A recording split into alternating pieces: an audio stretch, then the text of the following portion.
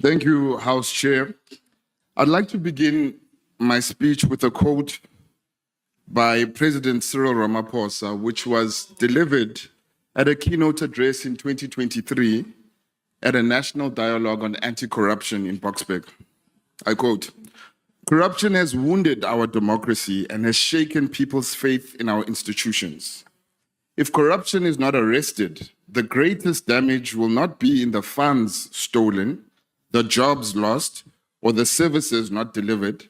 The greatest damage will be in the belief in democracy itself," close quote. Today, we are forced to pause on these words and ask ourselves, how seriously can we take them as a nation? What will be clear at the end of this debate is that we are all going to pay. South Africans are going to pay if we don't attack the disease of corruption that is destroying the Department of Human Settlements. Today, we will surely hear from this House and from the members of this House that things are not that bad, that services are somewhat improving and people are somehow getting back to their dignity. But they won't tell that to the people of Nigel in Ekurhuleni, whose houses have been sold by municipal officials. They won't tell that to the people of Johannesburg in Soweto, whose title deeds are sitting in the municipality gathering dust. They won't tell that to the residents of Stillwater in Northern Cape, whose houses have collapsed just after 10 days of being built. They also won't tell that to the community of Joe Slovo settlement in the Eastern Cape, who have been flooded and will have to wait 3 months until they are able to get housed. They won't, House Chair, tell that to Ugogo, Gogsara, who's 78. She lives in a dilapidated Rondeville in Makadu, Limpopo, and I quote, and these are her words, she says, "One day this house will fall on me. Whenever I apply for an RDP house, they either do not respond or tell me stories." What answers, Minister, do you have for this lady? Towns are drowning before us. We are honestly not going to be able to stand here and lament victories that are non-existent and speak about tangible change that has not reached the people in the ground. People are dying without the promise of houses. People are dying waiting for government to deliver what they promised in 1994. And on the 8th of April, 2025, the DA wrote to the minister because it was first becoming clear that the department was in a freefall. The CEO of the National Home Builders Registration Council was suspended. The National Home Finance Corporation CEO is under investigation for misuse of funds. The Social Housing Regulatory Authority CEO and CFO have both been terminated. The Community Schemes Ombud Service Chief Ombud has resigned amid a corruption scandal. And of course, HDA is now under an investigation by the SIU. There is clearly a catastrophic collapse in this department. This dysfunction seems to be deepening under the watch of senior officials and political heads in the department. This situation is clearly impacting South Africans because this dysfunction is impeding the delivery of affordable housing in our country. But let's shift gears a little bit. On the 26th of August 2024, then Minister of Justice, Minister Simelane, was accused of having received a loan of 575,000 Rand from the Gundu Wealth Solutions while mayor of Polokwane, company directly linked to the unlawful investment of municipal funds into the now completely looted VBS Mutual Bank. You would think that the response to this that the president would have shown Minister Simelane the door. He did not. He asked for the report that he stayed with for 3 months, and even though the DA sustained pressure asking the president to act, he lacked courage to act and instead decided to dump Minister Simelane at Human Settlements, one of the most important departments for South Africans in our country. It seems that this president does not take an issue with the fact that the person accused of corruption sits in his cabinet and will have to look after a budget of 30 billion Rand that is set aside for South Africans. The Democratic Alliance will always support the granting of funds to house the vulnerable. At the same time, fast-tracking jobs and growth to give many more South Africans the dignity of being able to buy and own their own houses. And although this budget and the department have many challenges, Under normal circumstances, it would be supported. However, we sit with a minister who faces corruption allegations, who has not been accountable to the South African public, and it is because of this we struggle to support this particular budget. Yesterday, it was revealed that criminal investigations against the minister were underway by the South African Police Service following the charges that were laid by the DA. When the minister at the helm cannot be trusted with the scent of the taxpayer funds, how are we supposed to tell the public that their interests are cared for and protected? Minister Simelane cannot be trusted with a single rand, let alone 33 billion rand of this budget. As President Ramaphosa said, corruption has wounded our democracy and shaken people's faith in our institutions. If corruption is not arrested, and the greatest damage will not only be the funds that have been stolen or the jobs that have been lost. Thank you, Honourable Member. Your time has now expired. Damaged. I thank you. Honourable Mhlongo.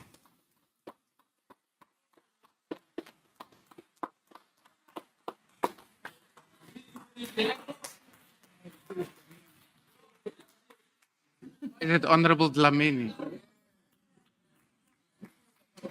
House Chair, please check your list of speakers, right? Is right there before you. The name is Honourable M. Dlamini. I don't know where you got Honourable Mhlongo from.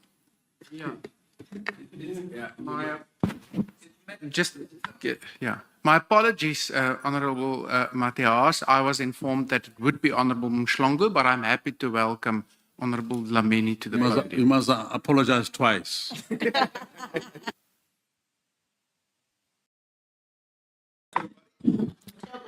To the Commander-in-Chief of the EFF, President Julius Malema, ama-fighters onke, ngithi happy birthday month. Siyanimema nonke Khayelitsha Rugby Stadium, nani bayonibukela e-White House. So come all of you and celebrate with us. The Economic Freedom Fighters rejects the budgets of human sentiments, and not because we are extortionists like the DA, but because it is an empty promise wrapped in inflation and in false hope. Commander-in-Chief, the government has increased the budget allocation for human settlements this financial year, but an increase in nominal terms means nothing when it's swallowed by inflation.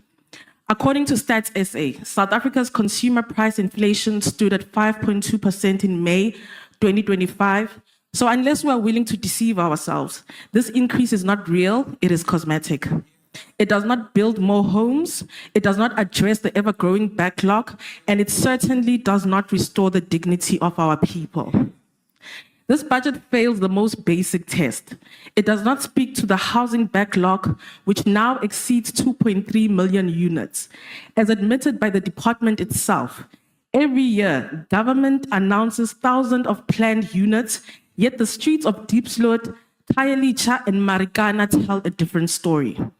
Over 13 million South Africans still live in informal settlements, backyards, and overcrowded RDP houses. This is not a technical failure. It is a political and moral one. It is a betrayal of the promises made in 1994 that every citizen would have access to adequate housing and basic services. 30 years later, that promise remains unfulfilled. The people are not asking for mansions, they are demanding dignity. We must also confront the failed experiment that is the National Housing Finance Corporation, established in 1996. It was supposed to be a transformative force in affordable housing finance. For years, we were told that the NHFC would be converted into a state-owned bank to challenge the tyranny of commercial banks and extend credit to the poor and working class. Instead of becoming a weapon of economic transformation, the NHFC remains toothless, offering loans to the middle class while the poor continue to be locked out of property ownership. Where is the legislation? Where is the vision? Once again, the state has promised revolution and delivered bureaucracy. Year after year, we watch in horror as municipalities, especially in the metros, return billions in unspent housing grants to the fiscus, while our people sleep in open veldt. In 2023-2024, over 1.4 billion in urban settlement development grants were returned. This happens because government has outsourced its key responsibilities. Consequently, consultants, many with links to the ruling elite, are paid millions while local government departments collapse. There is no accountability, there is no urgency, there is no leadership. This reliance on consultant is not accidental, it is deliberate. It allows those in government to hide behind PowerPoint presentations instead of facing the communities they've abandoned. It allows tenderpreneurs to profiteer from misery while the people wait in vain for houses that never come. In light of all of this, our people are left with no option but to occupy land. Land occupations is not a criminal act. They are acts of desperation and resistance. The EFF does not apologize for standing with the landless. As long as our people are denied land, we will continue to support land occupation programs, not for chaos, but for justice. The criminalization of land occupation is a crime in itself, a war against the poor disguised as law enforcement. What choice do people have when the eviction is the only response they receive from the state? The EFF's position is clear and consistent with our 7 non-negotiable cardinal pillars specifically. The state must expropriate land to make space for housing development and to guarantee free quality housing for all, prioritizing women, youth, and the poor. There must be a state-led construction company, eliminating the reliance of private developers and consultants. We call for the People's Housing Brigade, led by the state, to build homes using local labor and materials. This would stimulate local economies, provide skills to the youth, and restore community agency in development.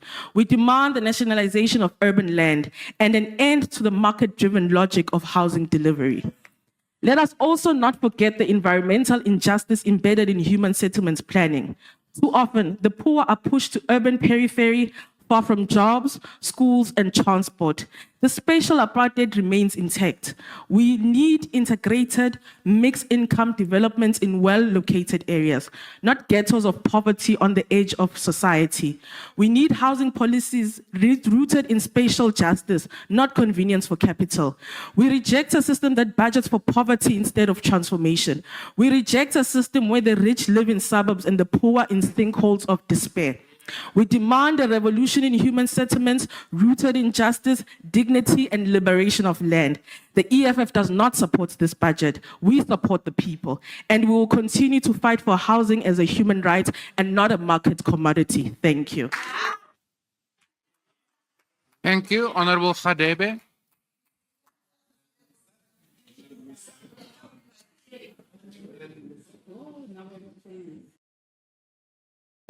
Thank you, House Chairperson.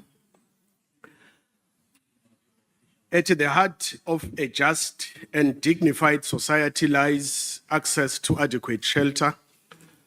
For millions of South Africans, however, the promise of a decent home remains painfully out of reach.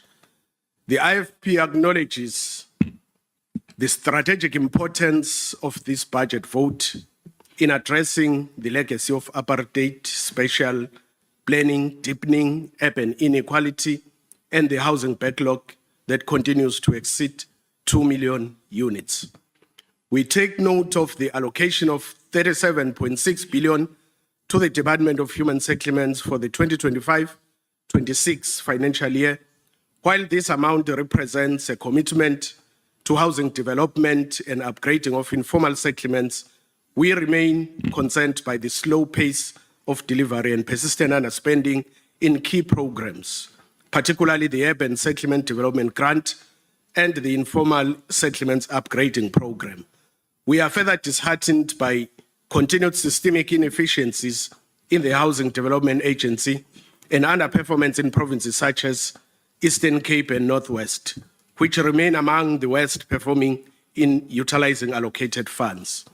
We strongly support the upgrading of informal settlements and applaud the department's aim, to reach 1,500 informal settlements by 2030. However, we urge the Minister to ensure that community participation is not merely a tick box exercise, but a central tenet of the